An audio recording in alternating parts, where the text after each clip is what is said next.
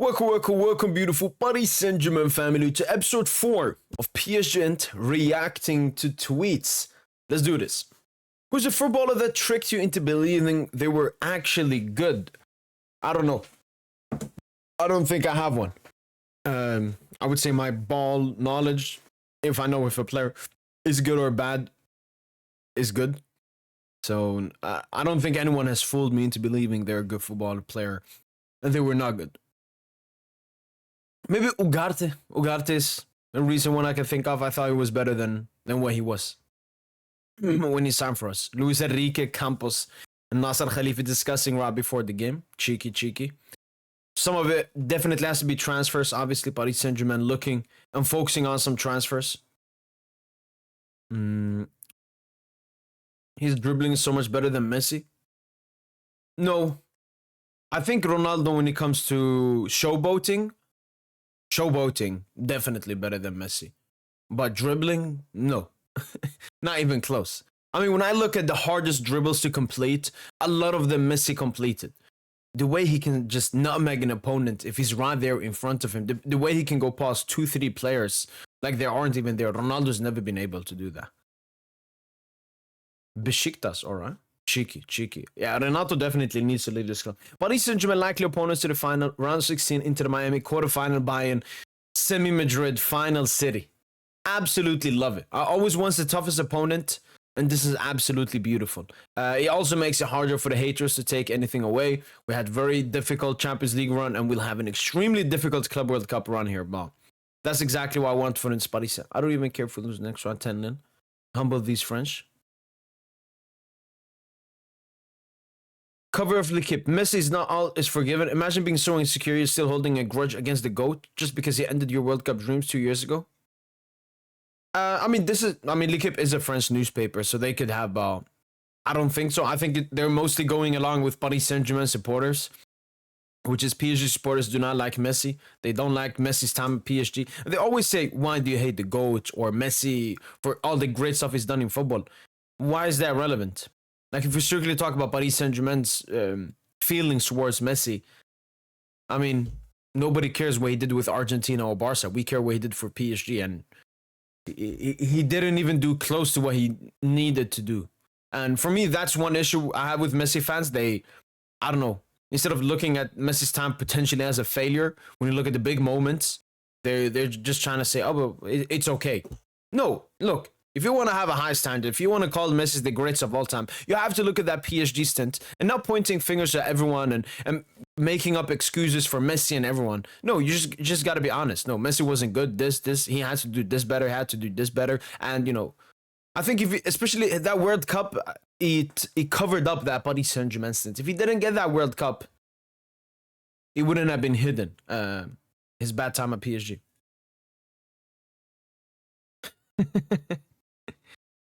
Yeah, who's the worst Ballon d'Or winner here? I said it's Michael Owen.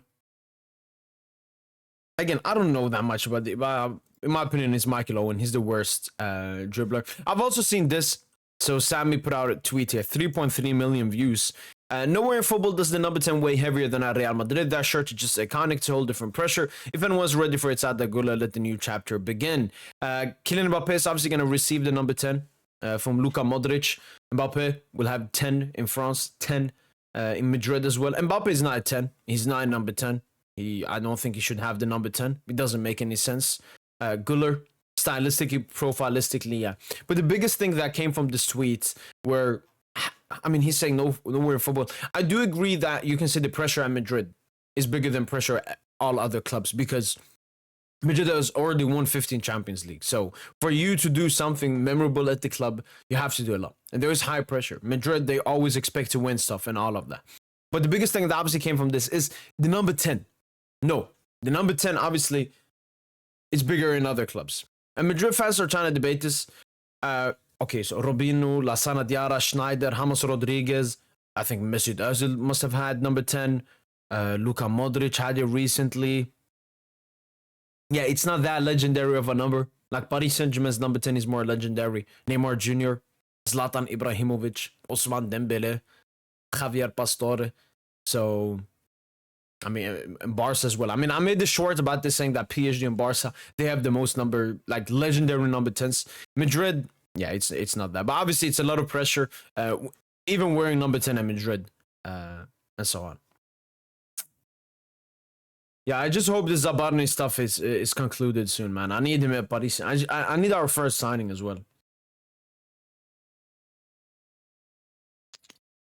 How much money is enough money? The teaser of Cristiano Ronaldo's new contract with Al Nassr is mind blowing.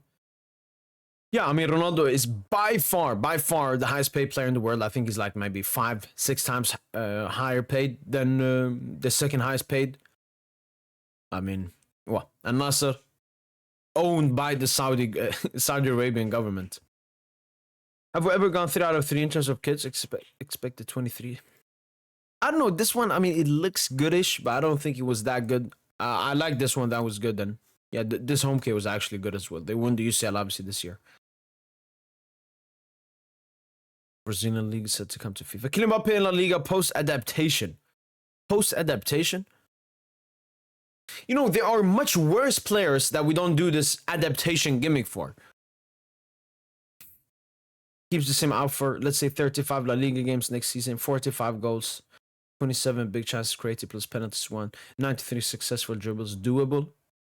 I mean, if they lead to winning the league, then yeah. But if they still don't lead to anything, no. This is why I made the comparison to Westbrook before. Kylian Mbappe, when you build the team around him, Mbappe will look good. Mbappe will have great numbers. But you will sacrifice so much else in the team. We've seen Vinny's become worse with Mbappe.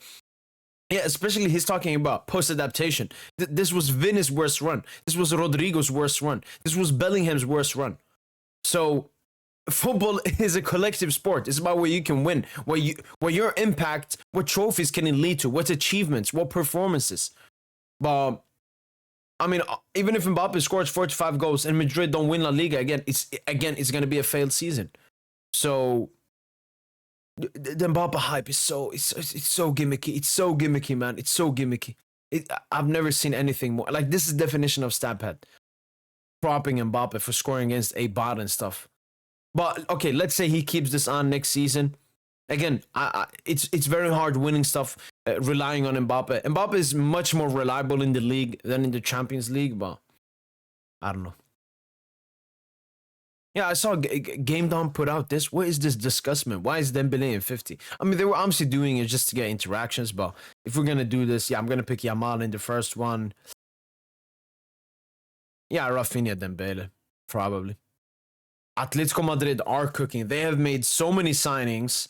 Cardoso, I don't know about Cardoso, Urguer, I don't know they are, but I know about Baena. And they're set to spend an additional 200 million euros on top of this. Insane. You know, La Liga, I love the La Liga title race this season. A bit unfortunate, Atletico dropped off a bit early, and then Barca dominated it towards the end. But La Liga next season, very excited to watch La Liga next season.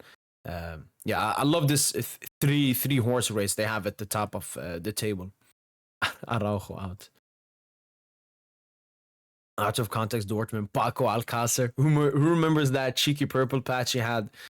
Ciro Immobile, huge flop, obviously. Batshuayi,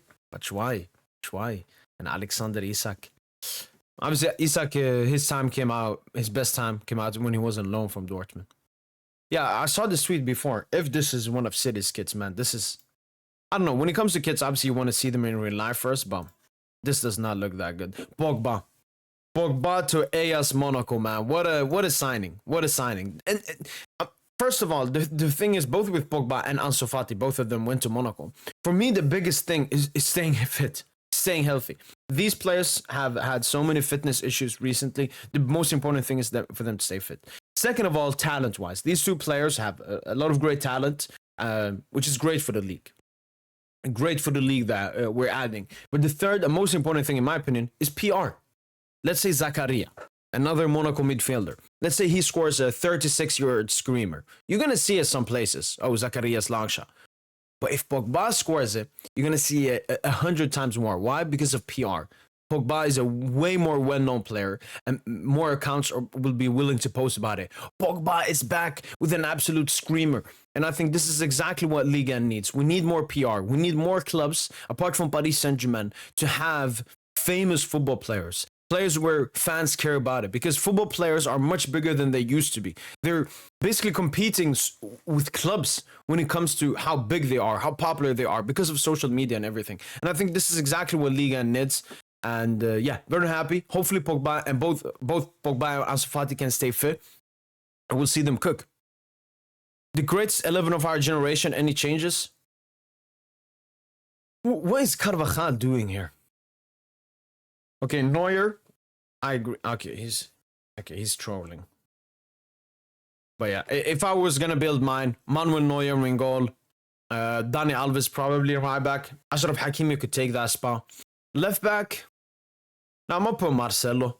What is Jordi Alba doing there? But I'm gonna put Nuno. Nuno will catch up to that. Centre backs. Ramos, Thiago Silva. What's this Van Dijk up? 3-man midfield. Modric, Iniesta, Xavi, I guess. And Neymar, Ronaldo, Messi up top. Yeah, that's fair. That's fair. I've said a lot of these with these accounts. It's a lot of engagement hunting all the time. But yeah, let's find one more talk about. Yeah, I saw this. Stuttgart demanding a transfer for over 100 million, according to Kicker. I don't know how reliable this is. This dude is like a 35 million striker. You know, money in football has become such a, you know, football players are so overpriced to such a crazy extent, because so much money there is in football. And a team like Stuttgart, who played in the Champions League last season, they know the value of him. He's probably strong contracted at the club, and they're asking for this much money. But then I'm looking at Bayern as well, man. Bayern, their transfer window has been abysmal, and they needed a great transfer window. For example, Paris Saint-Germain, we haven't made a single signing, but we need to make some signings. We need to have a good window. But Bayern needed it way more, and they've had such a bad start. And now this dude, who they already have an agreement with, Stuttgart are asking for some crazy numbers, and he's only going to be a backup to Kane. Crazy. But yeah. That's been it for episode 4 of PSGINT reacting to tweets. Hopefully, guys, have enjoyed this video. See you on the next video. And as usual, allez, Paris.